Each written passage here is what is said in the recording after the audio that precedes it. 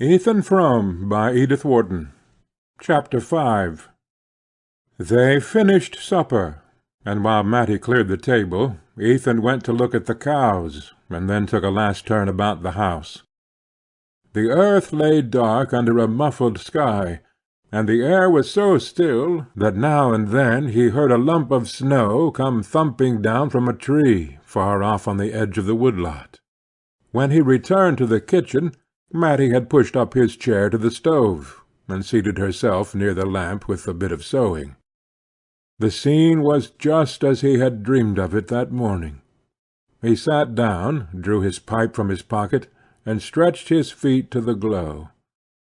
His hard day's work in the keen air made him feel at once lazy and light of mood, and he had a confused sense of being in another world where all was warmth and harmony, and time could bring no change.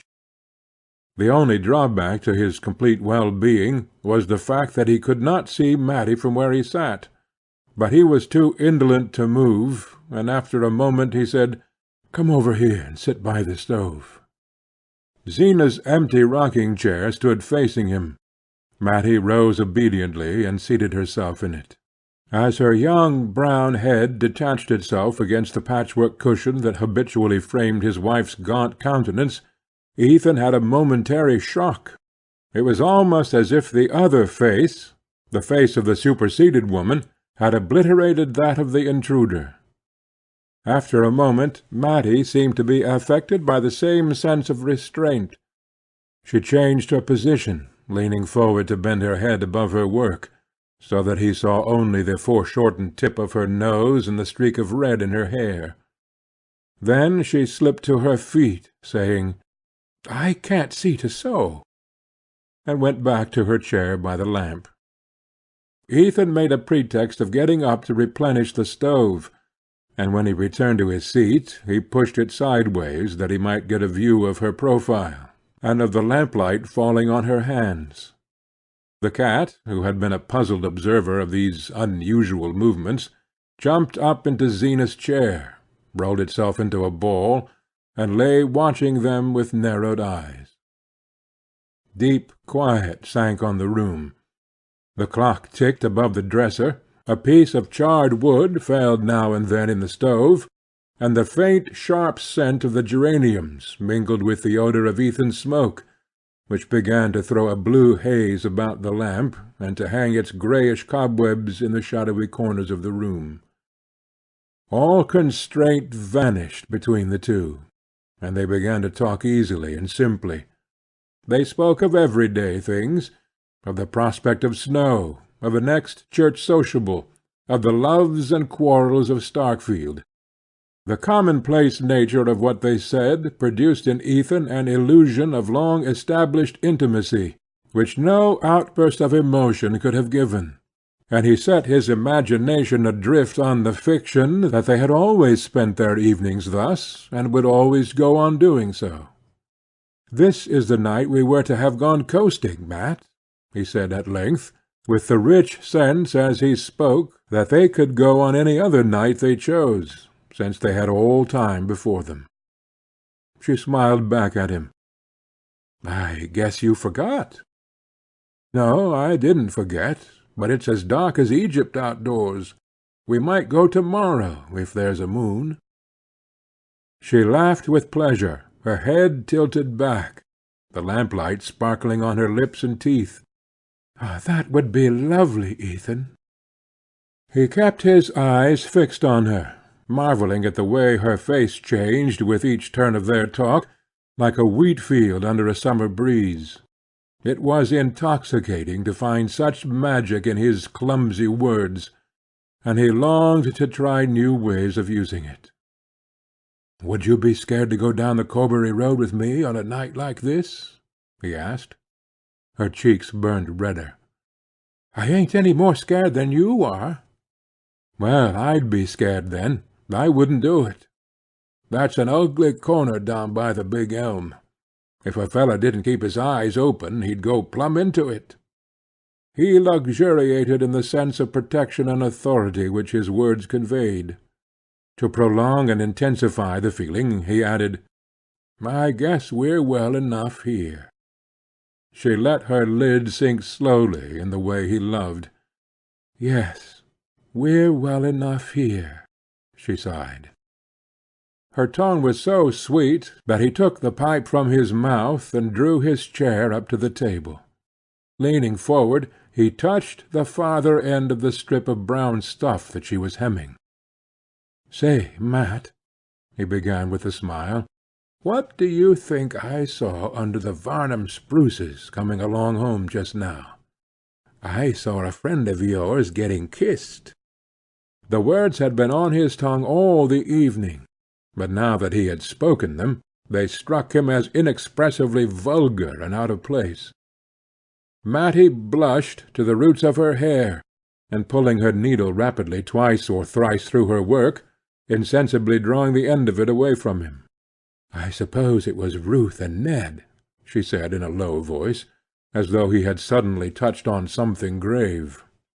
Ethan had imagined that his allusion might open the way to the accepted pleasantries, and these, perhaps, in turn, to a harmless caress, if only a mere touch on her hand. But now he felt as if her blush had set a flaming guard about her. He supposed it was his natural awkwardness that made him feel so.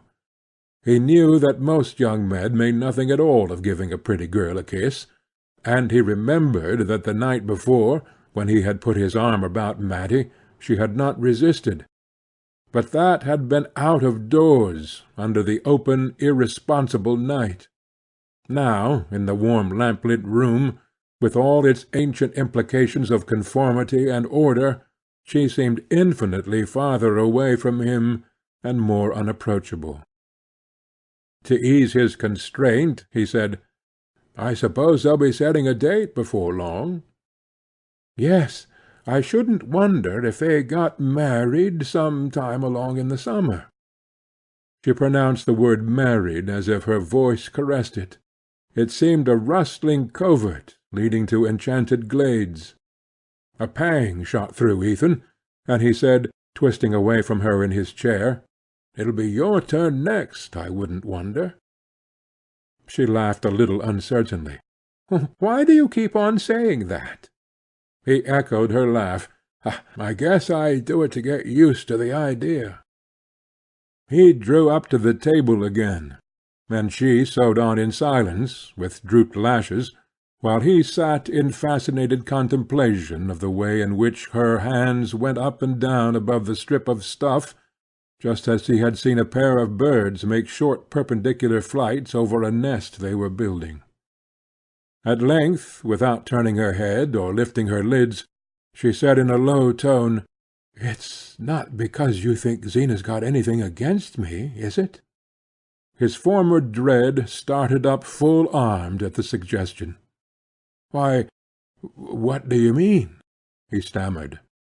She raised distressed eyes to his, her work dropping on the table between them. "I don't know. I thought last night she seemed to have." "I'd like to know what," he growled. "Nobody can tell with Zeena." It was the first time they had ever spoken so openly of her attitude toward Matty, and the repetition of the name seemed to carry it to the farther corners of the room, and send it back to them in long repercussions of sound. Matty waited, as if to give the echo time to drop, and then went on. "She hasn't said anything to you?" He shook his head. "No, not a word." She tossed the hair back from her forehead with a laugh. "I guess I'm just nervous, then. I'm not going to think about it any more." "Oh, no, don't let's think about it, Mat." The sudden heat of his tone made her colour mount again, not with a rush, but gradually, delicately, like the reflection of a thought stealing slowly across her heart. She sat silent, her hands clasped on her work, and it seemed to him that a warm current flowed toward him along the strip of stuff that still lay unrolled between them. Cautiously he slid his hand palm downward along the table, till his finger-tips touched the end of the stuff. A faint vibration of her lashes seemed to show that she was aware of his gesture, and that it had sent a counter-current back to her, and she let her hands lie motionless on the other end of the strip. As they sat thus, he heard a sound behind him and turned his head. The cat had jumped from Zeena's chair to dart at a mouse in the wainscot, and as a result of the sudden movement, the empty chair had set up a spectral rocking. "She'll be rocking in it herself this time to-morrow," Ethan thought. "I've been in a dream, and this is the only evening we'll ever have together." The return to reality was as painful as the return to consciousness after taking an anaesthetic. His body and brain ached with indescribable weariness, and he could think of nothing to say or to do that should arrest the mad flight of the moments. His alteration of mood seemed to have communicated itself to Matty. She looked up at him languidly, as though her lids were weighted with sleep, and it cost her an effort to raise them. Her glance fell on his hand, which now completely covered the end of her work, and grasped it as if it were a part of herself. He saw a scarcely perceptible tremor cross her face, and without knowing what he did, he stooped his head and kissed a bit of stuff in his hold. As his lips rested on it, he felt it glide slowly from beneath him, and saw that Matty had risen, and was silently rolling up her work. She fastened it with a pin, and then, finding her thimble and scissors, put them with the roll of stuff into the box covered with fancy paper, which he had once brought to her from Bettsbridge. He stood up also, looking vaguely about the room. The clock above the dresser struck 11. "Is the fire all right?" she asked in a low voice. He opened the door of the stove, and poked aimlessly at the embers.